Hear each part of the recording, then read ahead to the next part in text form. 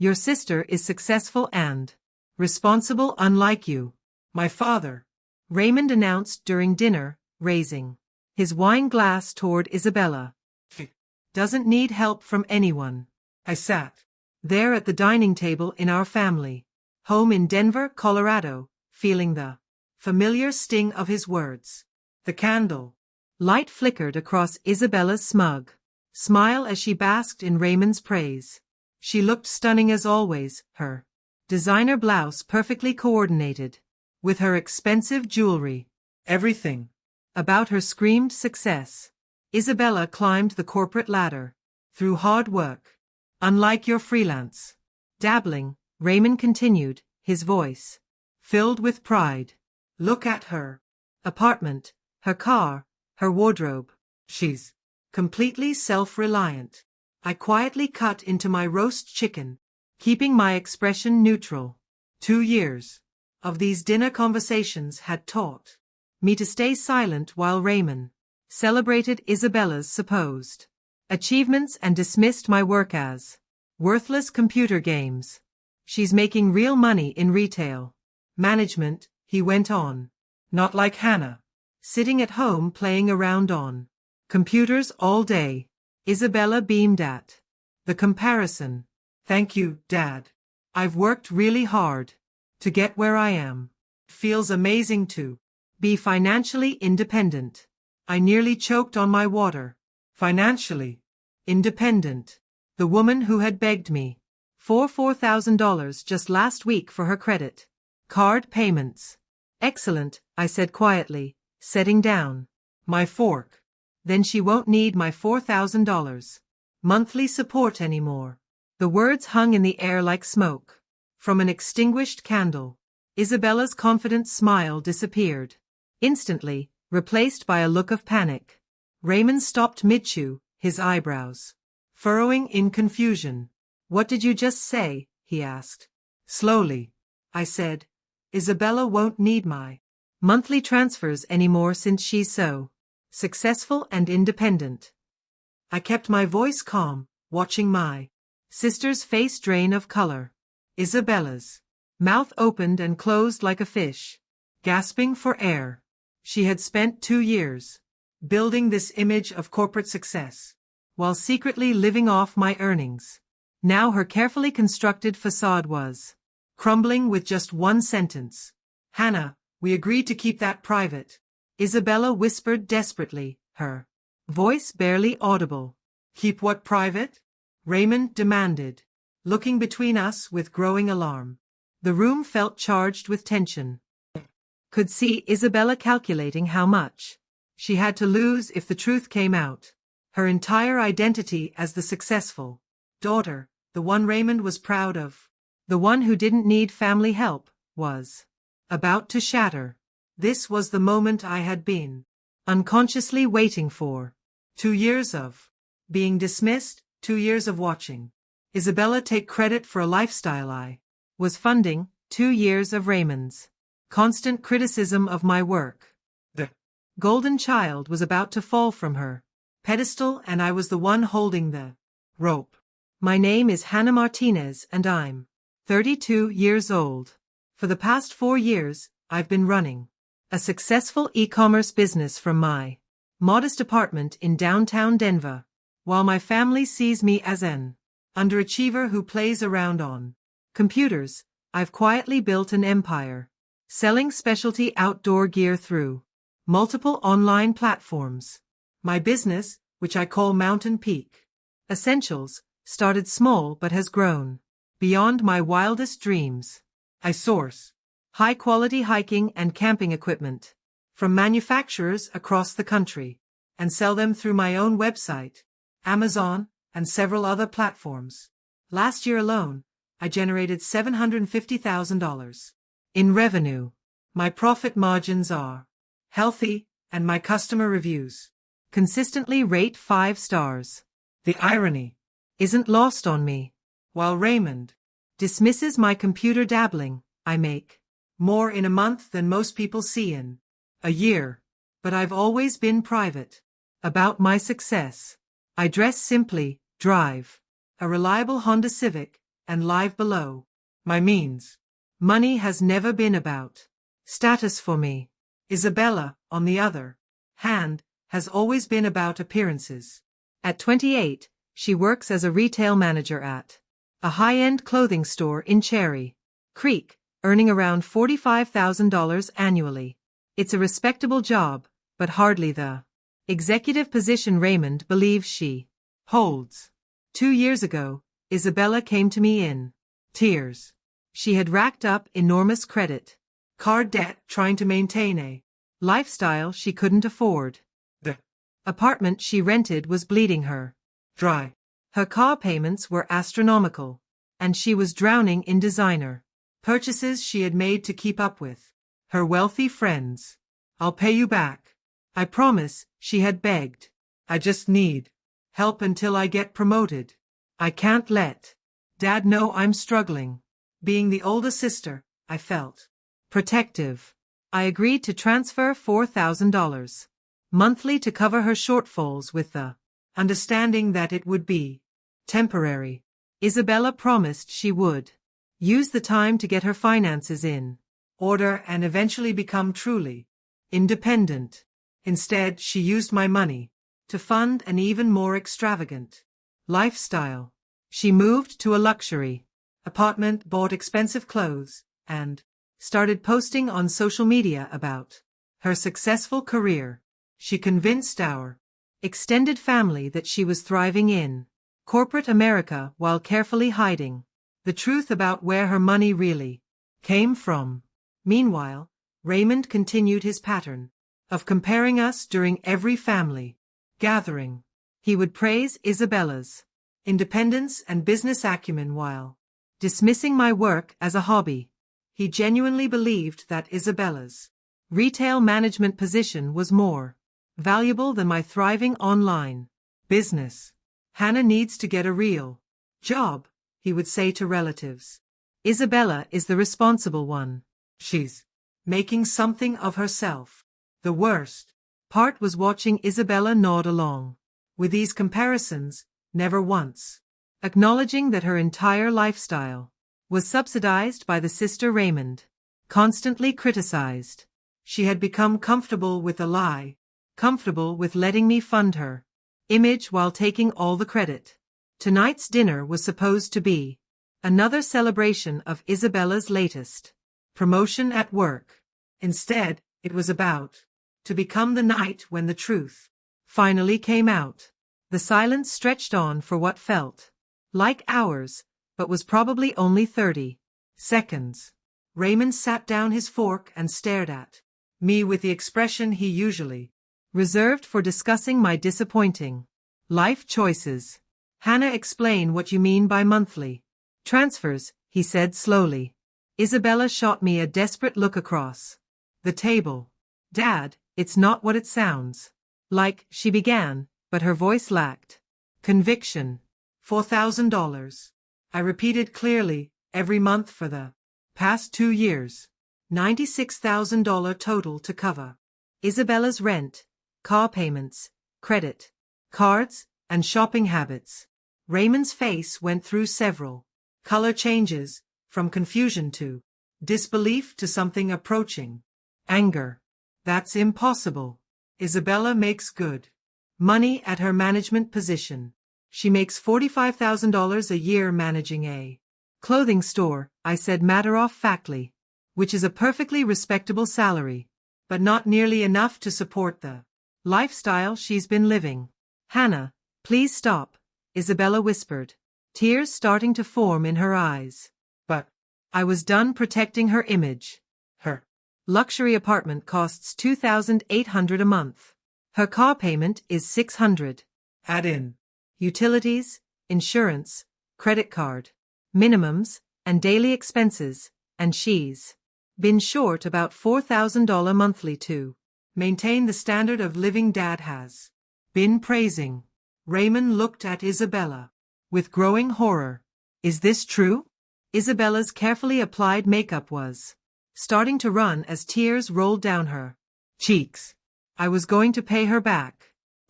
Just needed time to get established." "Established in what?" Raymond demanded. You told me you were promoted to district manager last year. I oversee 3 sales associates. Isabella admitted quietly. It's not really district management. The truth was finally spilling out. For 2 years, Isabella had been crafting elaborate stories about her career, advancement, creating fictional promotions and salary increases that existed only in her imagination and Raymond's proud retellings to friends and neighbors. So, while I've been telling everyone how successful you are, how independent you are, you've been living off your sister's charity. Raymond's voice was rising. It wasn't charity, Isabella protested weakly. It was a loan. A loan with no repayment terms, no interest, and no end date. Corrected. A loan you never mentioned. When you were letting Dad use me as a cautionary tale about responsibility and success. Raymond turned to me with a look I had never seen before. It wasn't his usual disappointment or dismissive irritation. It was something closer to shame. How much money do you actually make with your computer work? He asked quietly. I had never planned to reveal this information, but the moment seemed right. Last year, I grossed $750,000 through my e-commerce business. After expenses and taxes, I cleared about $400,000. The number hit Raymond like a physical blow. He sat back in his chair, staring at me as if seeing me for the first time. Isabella was crying openly now, realizing that her secret was completely exposed and her image as the successful daughter was permanently destroyed. Raymond's wine glass slipped from his fingers and shattered against his dinner plate. The sound echoed through our suddenly too quiet dining room as he processed what I had just revealed. $750,000. He repeated, his voice barely above a whisper. That's gross revenue, I clarified. My net profit was around $400,000, but yes, Isabella was hyperventilating at the other end of the table. Hannah, you can't cut me off now. My rent is due in 5 days. I have credit card payments, car insurance, my gym membership. Maybe you should have thought about that before spending 2 years letting Dad believe you were more successful than me. I replied calmly, pulling out my phone. I'm canceling the automatic transfer right now. My fingers moved across the banking app with practiced ease. With a few taps, I deleted the recurring $4,000 monthly transfer that had been funding Isabella's fake lifestyle.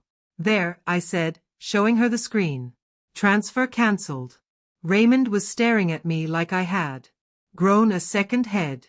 You make more in a year than I made as a high school principal in 5 years, and you've been sitting here letting me lecture you about responsibility.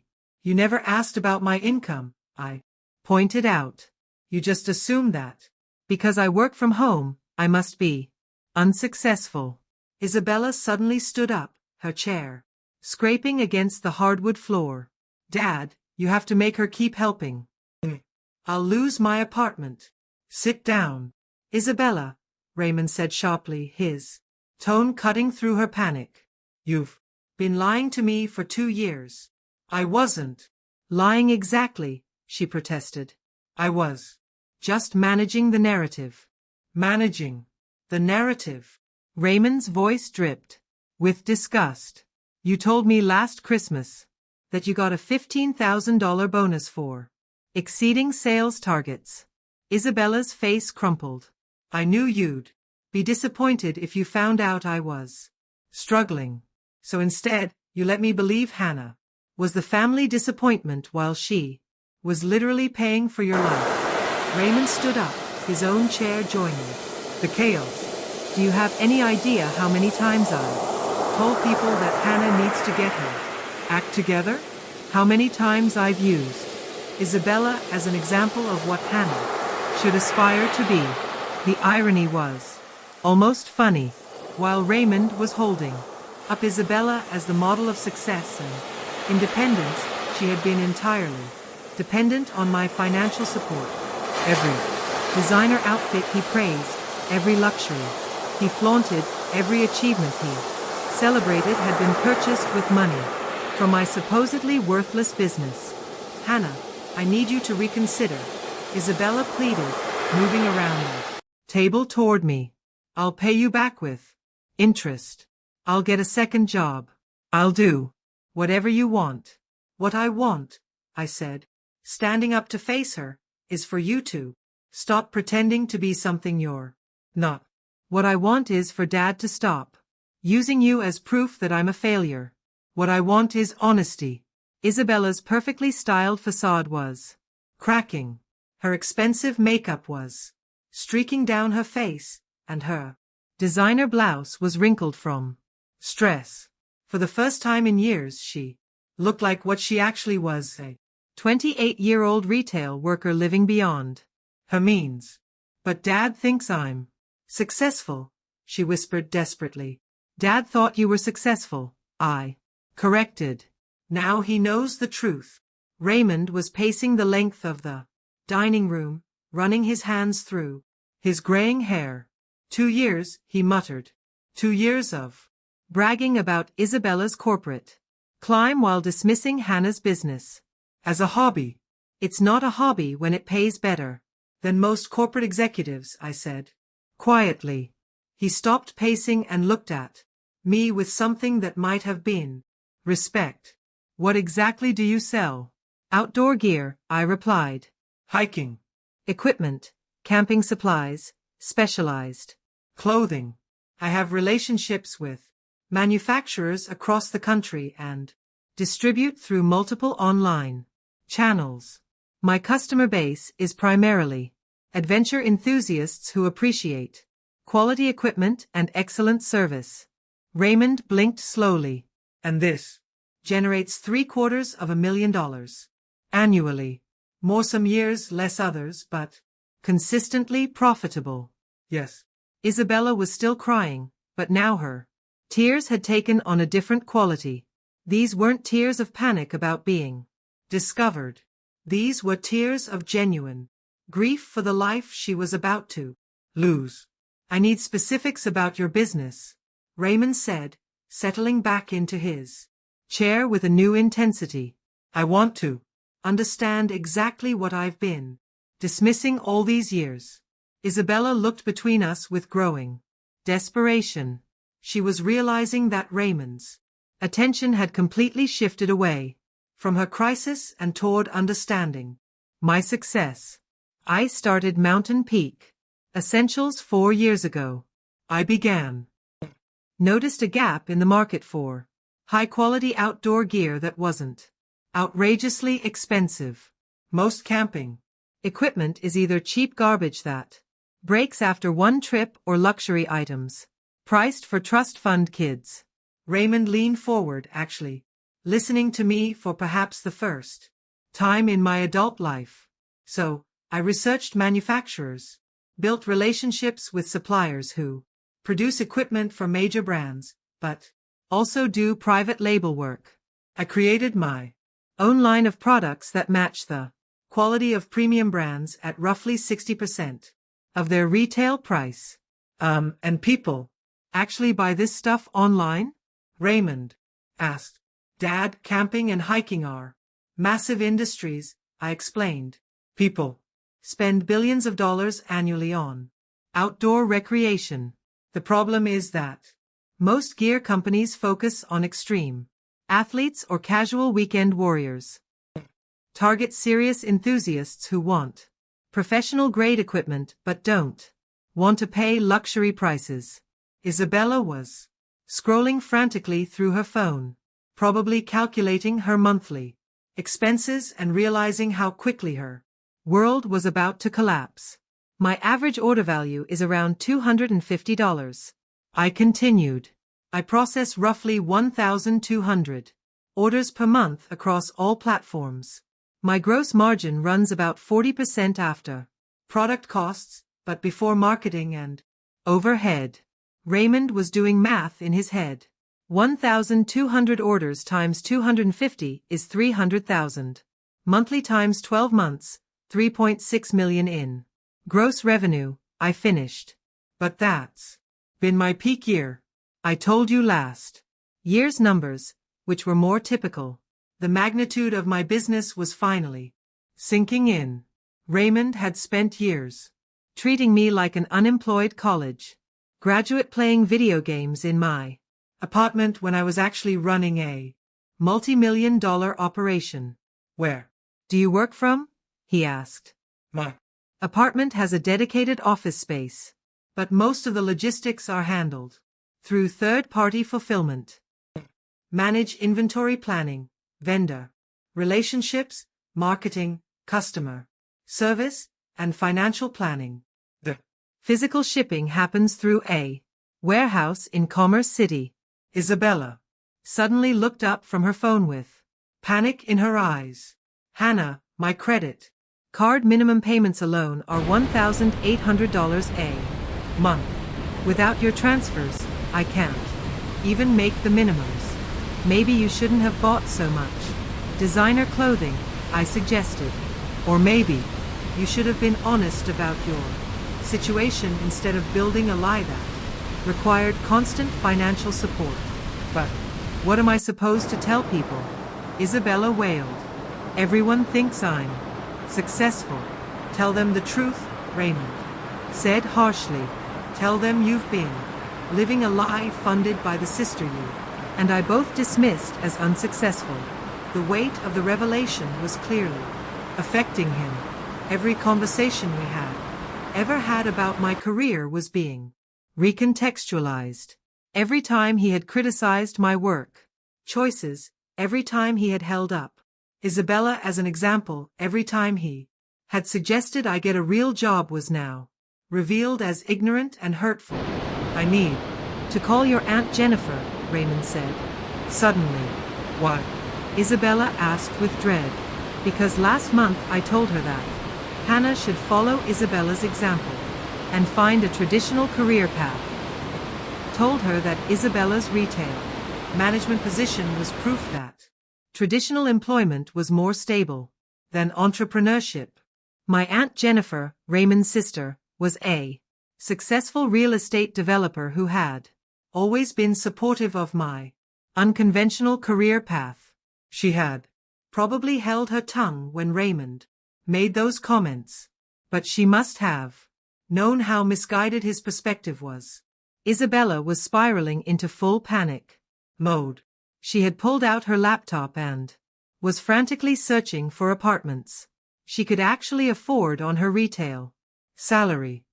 Look at this, she said, showing us a studio apartment listing. 600 square feet for $1,500 a month, and it doesn't even have a dishwasher. Welcome to living within your means, I replied without sympathy. Raymond was still processing the business details. Hannah, when you said you work from home, I pictured you in pajamas browsing social media. I never imagined you were running a legitimate operation.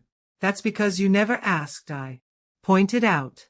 Every time I tried to explain what I do, you would interrupt with advice about getting a traditional job.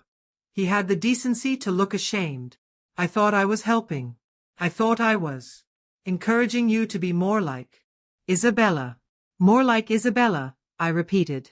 You mean more like someone who lies about their income, lives entirely on credit, and depends on family handouts, while pretending to be independent. Isabella slammed her laptop shut. Wasn't trying to hurt you, Hannah. I was just trying to make Dad proud by using me as the family disappointment, while living off my success. The anger I had been suppressing for 2 years was finally coming out. Do you know how many family gatherings I've sat through listening to lectures about responsibility and work ethic while funding your entire lifestyle? Raymond stood up abruptly and walked to the window overlooking our neighborhood. I owe you an apology, Hannah. A massive apology. It's not just about apologizing, I said.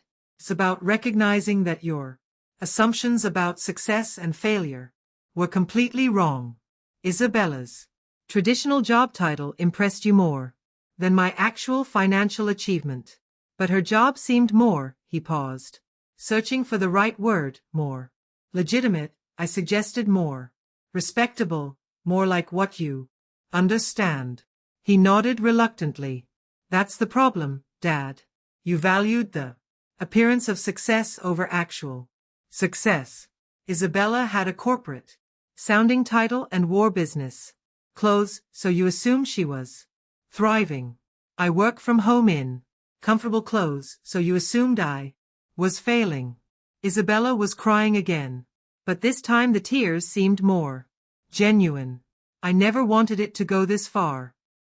Thought I would get promoted or find a higher paying job and eventually be able to stop needing your help.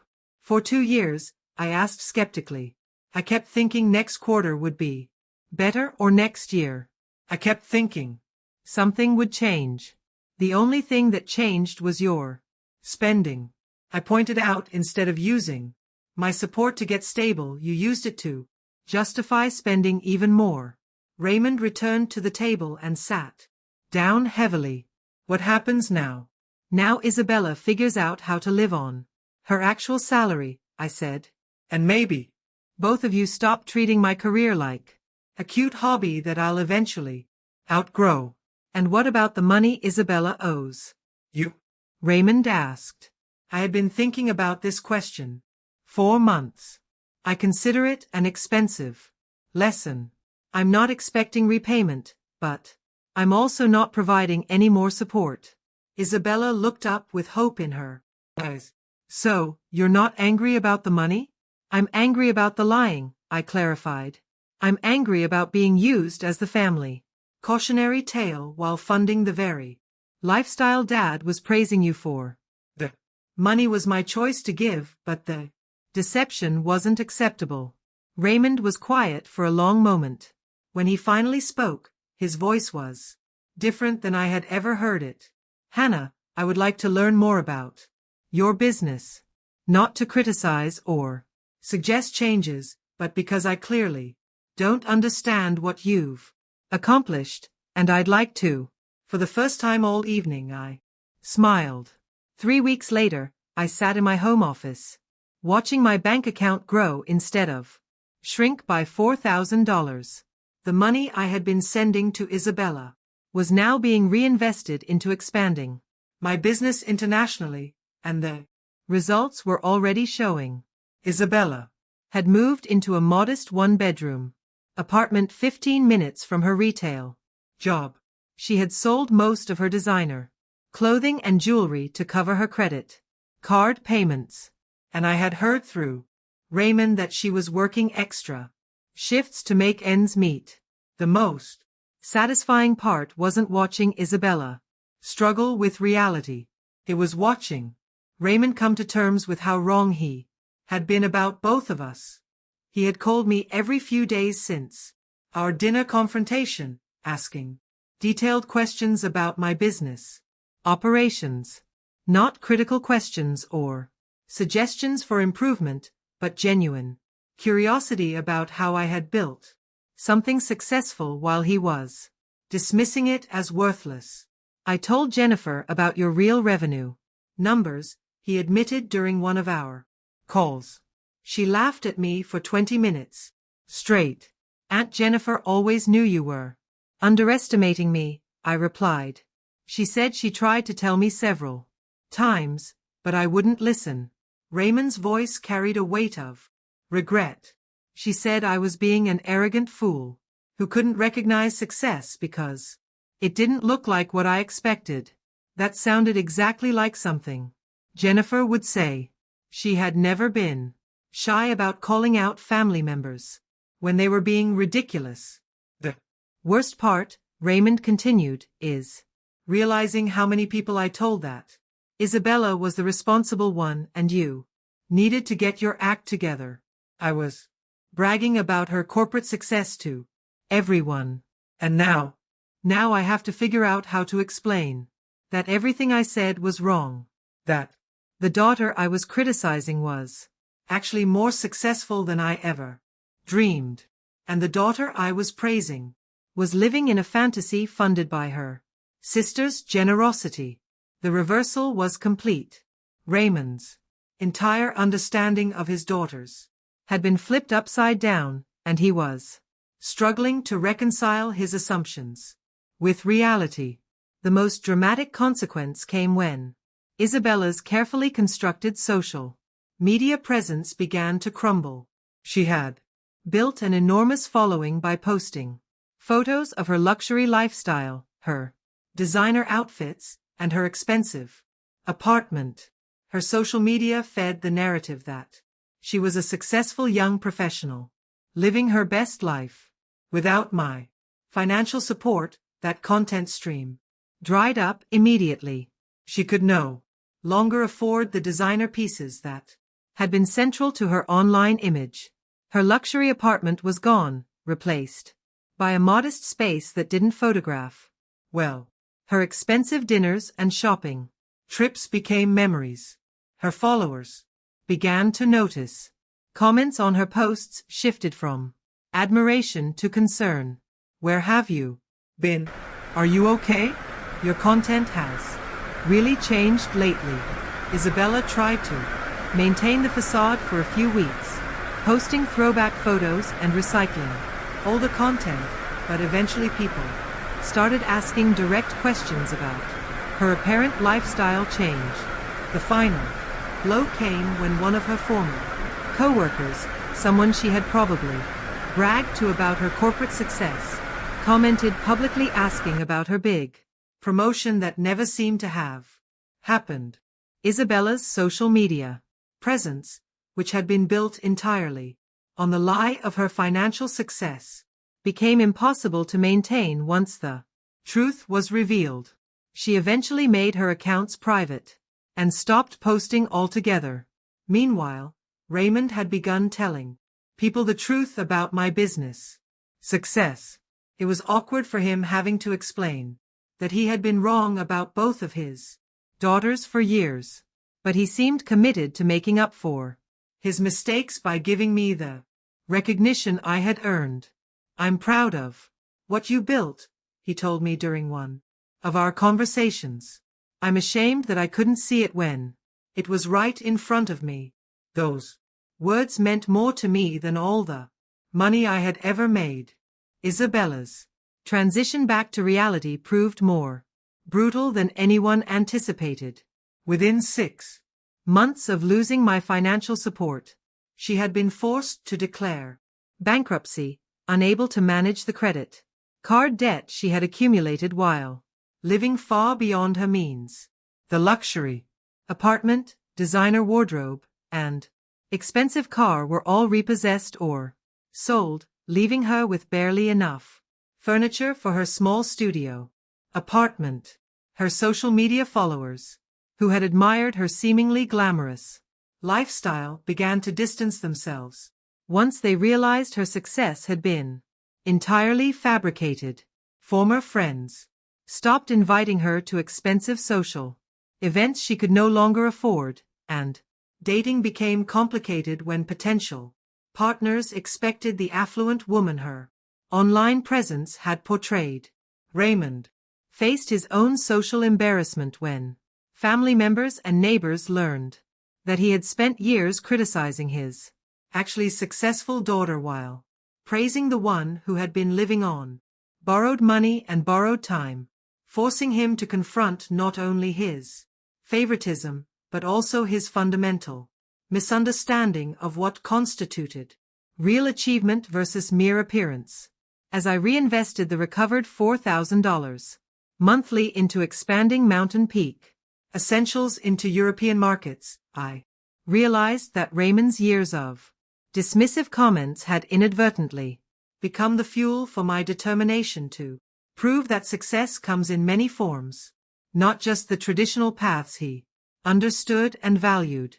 The greatest victory wasn't watching Isabella face the consequences of her deception, but rather witnessing Raymond finally recognize and respect the business empire I had built while he was looking the other way, teaching me that sometimes the most satisfying revenge is simply allowing the truth to speak louder than the lies that once defined